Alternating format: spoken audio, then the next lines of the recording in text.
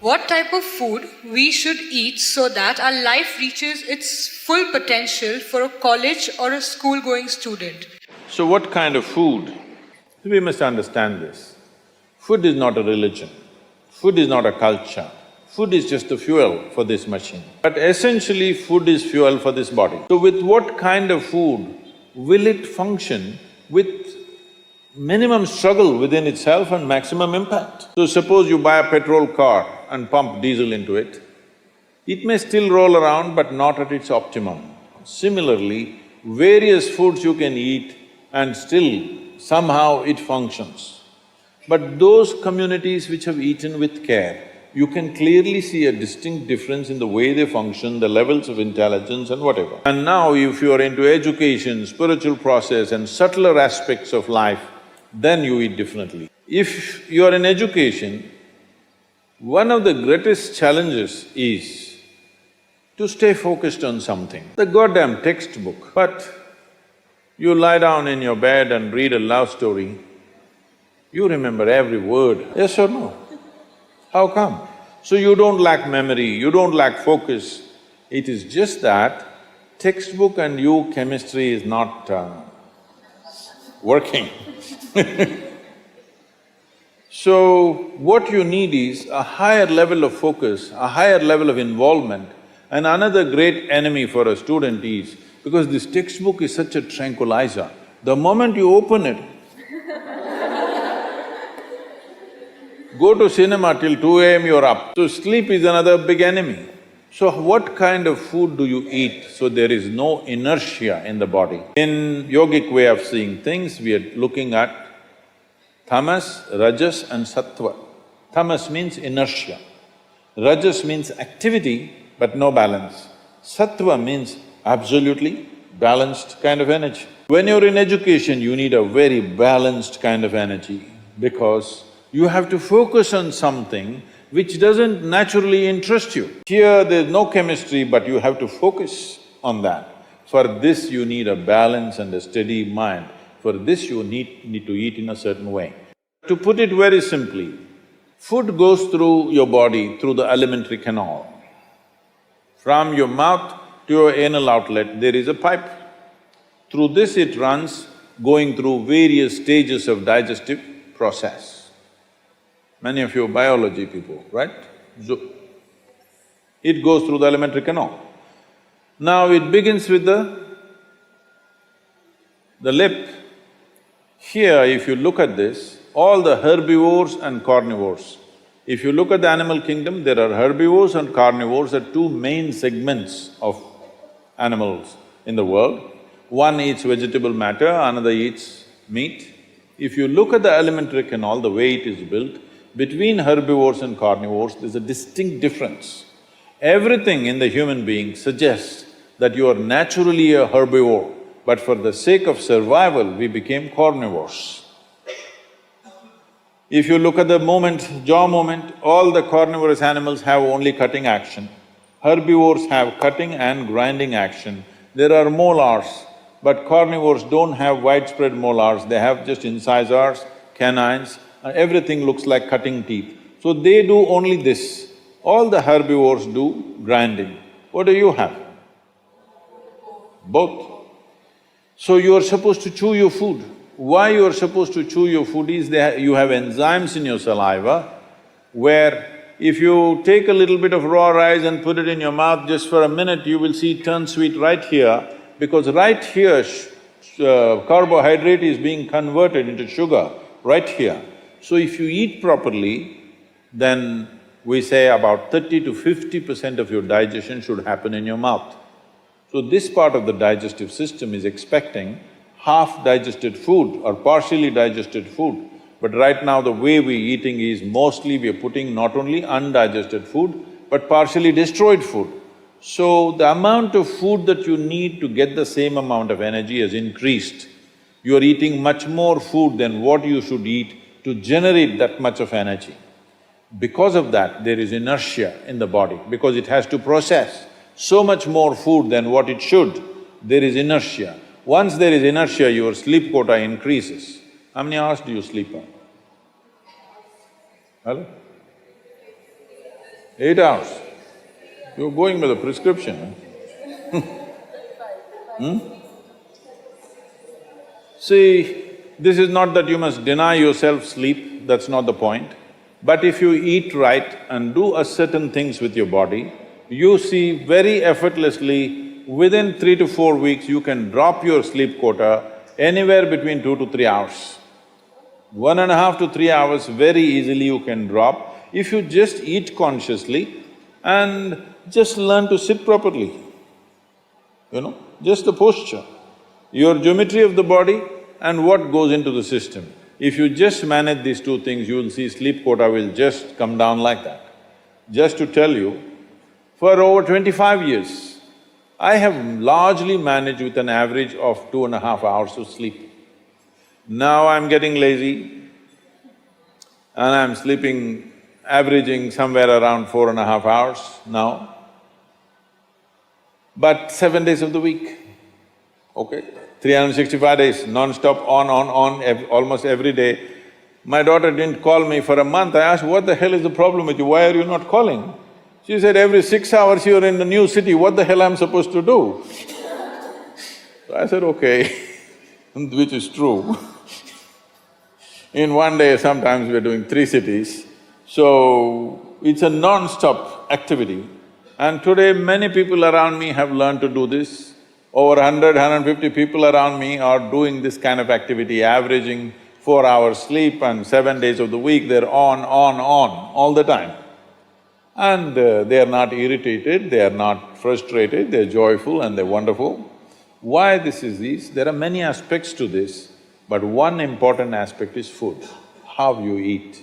Not only what you eat, how you eat is also very important, because food is a live thing.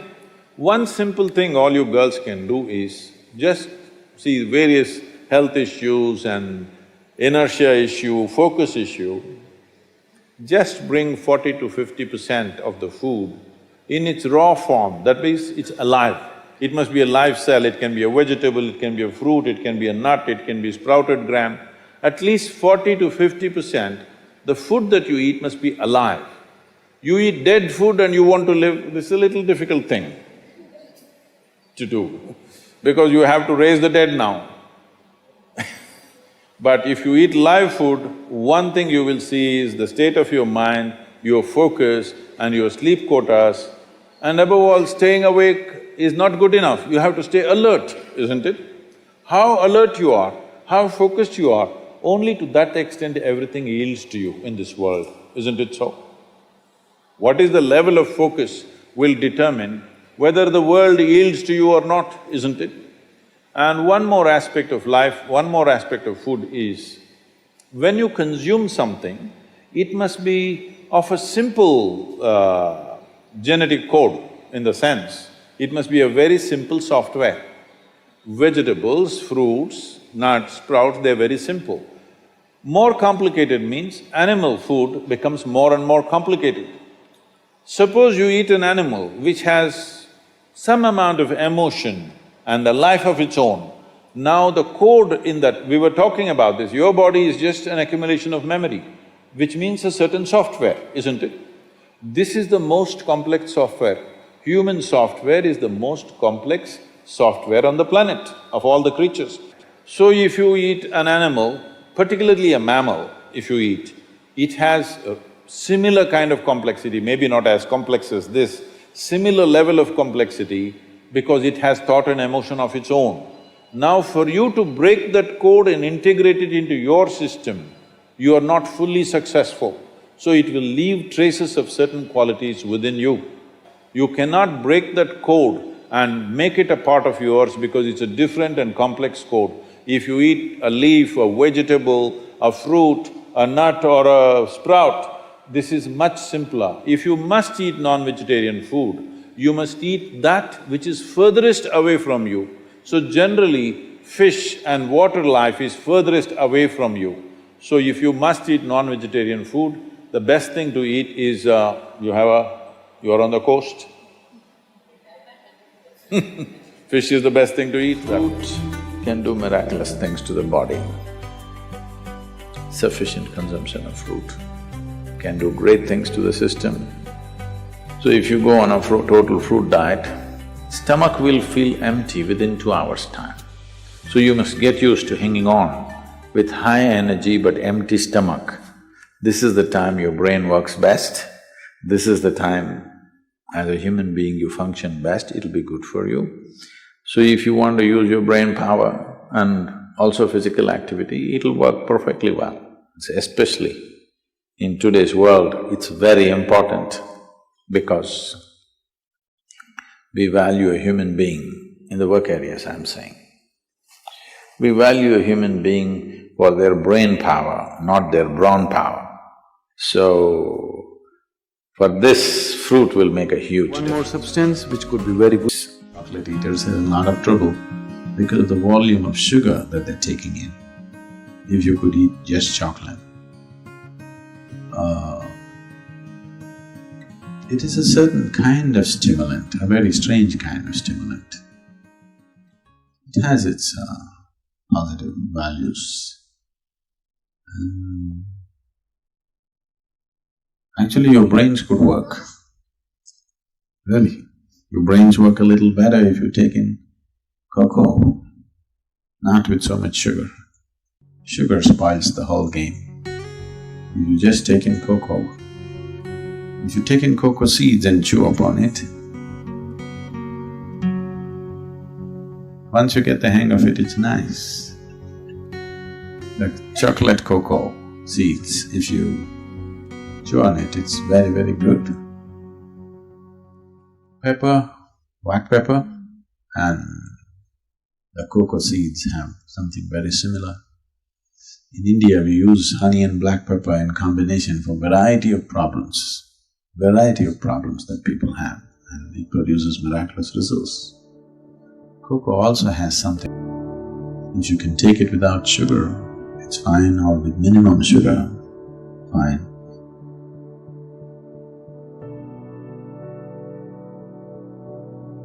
If you consume To some extent. fenugreek or methi as it's known, these seeds are fantastic blood cleansers, good source of protein and vitamins and minerals, very good for lactating mothers, great for hair and nail growth, reduces blood pressure, brings down blood sugar level, lower inflammation.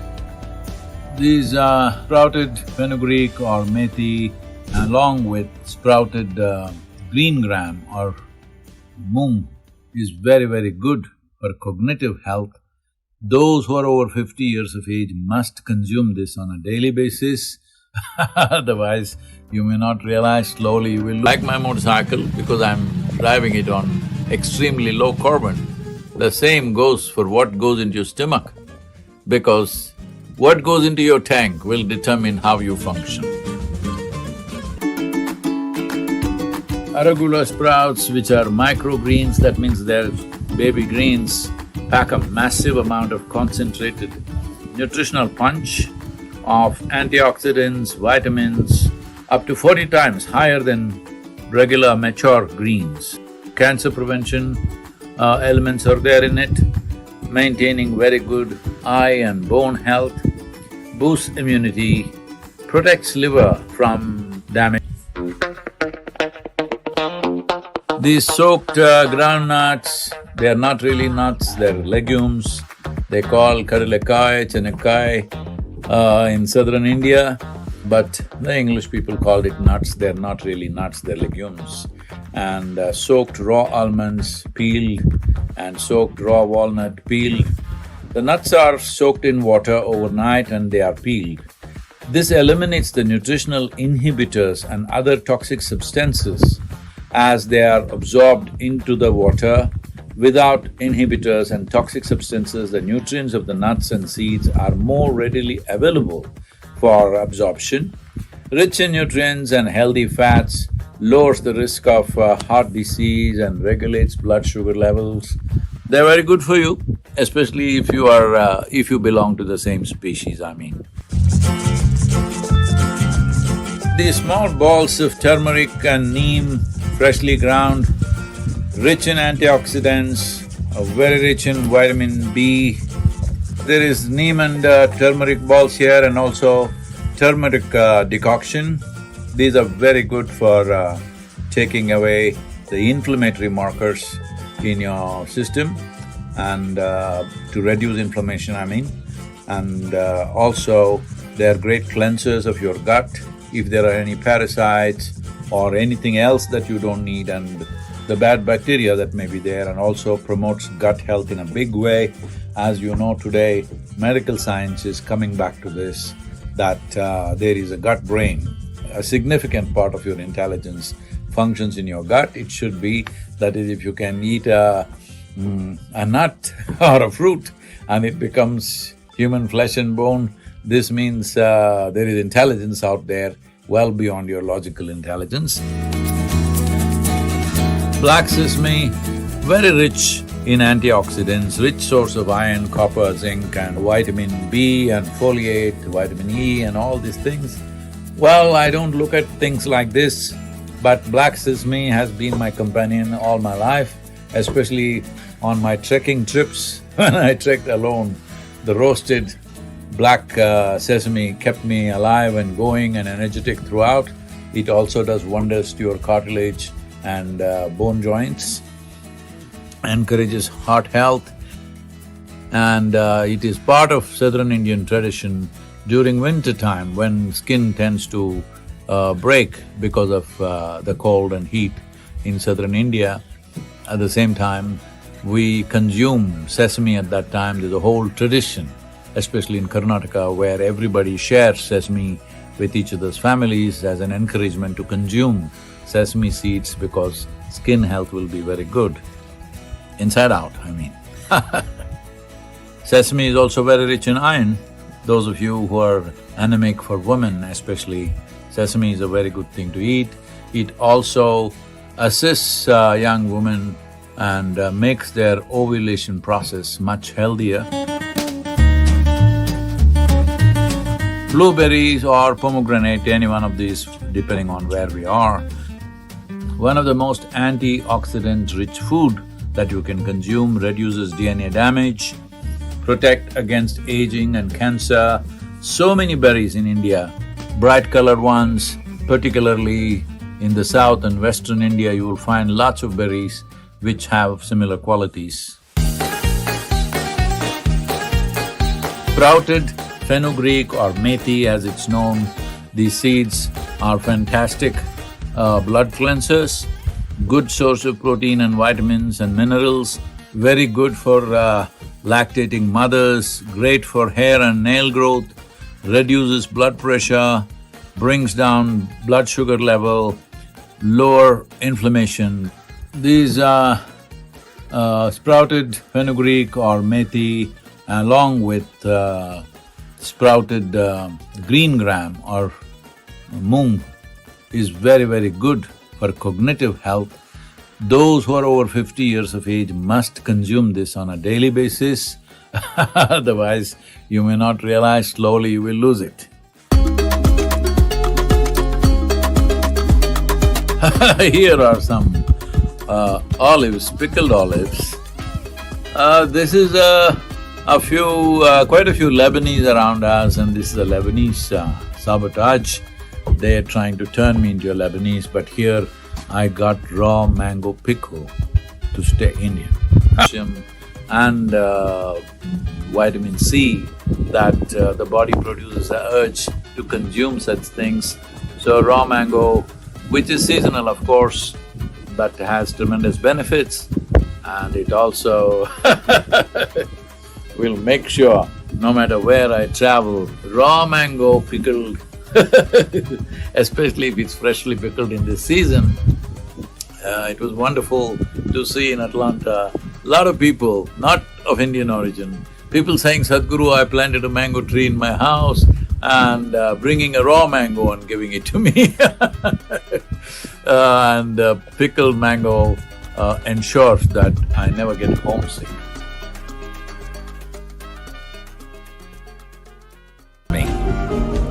The only substance found on the planet whose chemical composition is very close to that of human blood. If it consumed raw, it has one kind of impact. If it is consumed in cold water, it has another kind of impact. Walk 30 to 40 kilometers, and you climb a minimum of 50 trees and get off up and down the trees. Until evening, there is nothing else. If you… as you harvest honey, whatever comes on your hand, you lick that. So in a day, almost more than a liter and a half honey you're taking in. When you come back in the evening, there is some cereal, usually it's called jola, that's jawar, or it's like maize or ragi or something like this. Their main staple diet is honey. And you drink this 3/4 of a liter of honey, and whole day you're so active, but there is no hunger, you're just fired up like that. They live on this, they're called honey shepherds. Their diet is honey. Honey is one of the best things that you can consume. Sexual capabilities.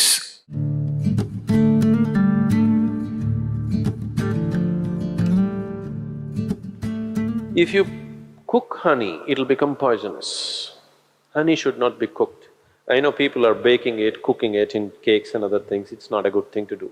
Certain part of the honey turns poisonous if you cook it. You should put it in warm water, not in boiling hot water. If you put it in hot water, it sets off a certain kind of enzymes, behave in a certain way in the honey that it tends to take away weight from the body. If you put it in cold water, it behaves in a different way, and accordingly it adds weight to the body. It is not that a few spoons of honey that you're taking is putting weight to your body. It is just that it sets off a certain reaction in your system that your absorption rate is such that you tend to gain weight. So, honey, it has different types of impacts on the system. If it consumed raw, it has one kind of impact. If it is consumed in cold water, it has another kind of impact. If it is consumed in warm water, it's a different kind of impact. We want to consume it in warm water here because we want the system to open up. If you want to integrate the system just for health, somebody is feeling anemic. Anemia means on one level the blood has lost its iron, that means you lost your steel, okay? You lost the strength in the body, you'll feel exhausted, simply exhausted for nothing. Because once the necessary iron is not there, your ability to carry oxygen through the body is less. That means your body, your heart, your brain, everything will be on a lower level of function because you don't have enough oxygen.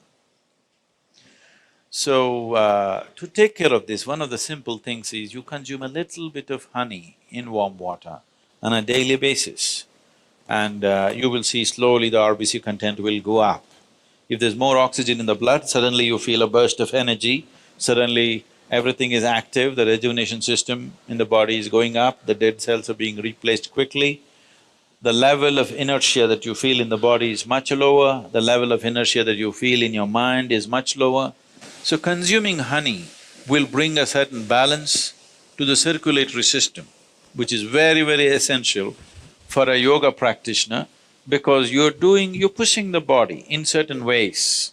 So keeping the blood chemistry in a certain balance, keeping the blood pure will definitely happen with a regular consumption of honey, and it's very necessary for someone who practices yoga. And turmeric also does similar things, it purifies the blood and it brings a certain translucence to your energies.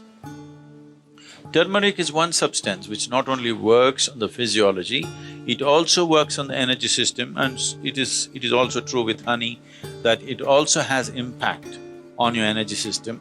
Honey makes you more vibrant. Turmeric kind of calms you and keeps you easy. Morning, you're having a little bit of honey, neem and turmeric. So consumption of neem and turmeric with a mildly laced honey water, it should be very mild.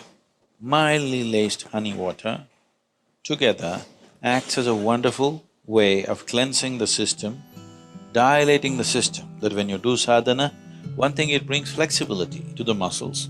Another thing is because the dilation brings flexibility to the muscle, and that flexibility, as a consequence, becomes a way that you slowly build the system into a more powerful possibility.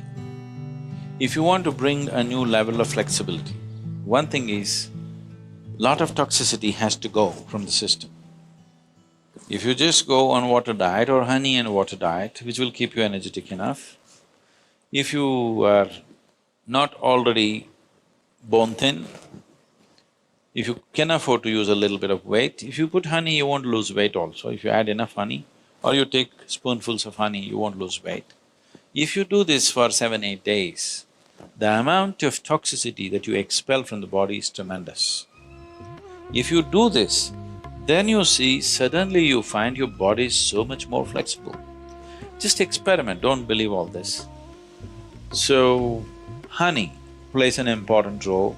People who are doing yogic practice, it is good to consume honey. You swallow these two things in the morning. These two things can do a miracle to your life. It's a great cleanser and also it takes away cellular inflammation. If you reverse this, you will see your day will easily last for 20 hours a day, very effortlessly.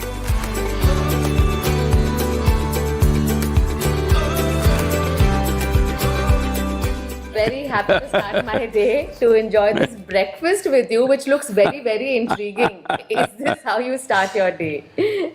Yes, the most important thing when we eat food is that we must understand food is what builds our body on one level. On another level, it is the main part of our fuel to run the day. Right. When I say main part of the fuel, there are other aspects of water, air, sunlight. So the entire aspect of eating food is to balance it as to which is more in your life. If you eat certain types of food, 70% of your energy requirement is coming from the food that you eat. That means definitely you will sleep for 6 to 8 hours a day. Right, okay. That means your downtime is 1/3 of your life. 1/3 of your life is gone without you knowing what happened. So, if you change the patterns of eating, and there are other aspects also, there is a yogic aspect to it, but if you eat like this, you will see the volume of food that you need will come down significantly. You don't have to restrain yourself just to this, what is there. But after that, if you eat also, the volume of food that you eat will come down, right, and your ability to get more energy from sunlight, air and water will increase. Right now, as I said, for most people, 70% is from the food. If you reverse this, that 30 to 40% is from the food, rest is from the other three, then you will see